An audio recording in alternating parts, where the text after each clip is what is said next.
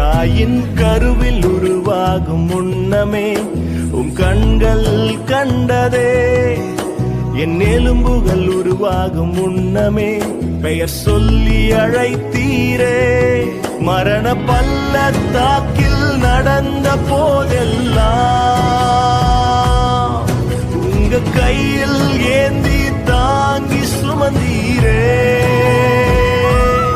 மரண பள்ளத்தாக்கில் நடந்த போதெல்லாம்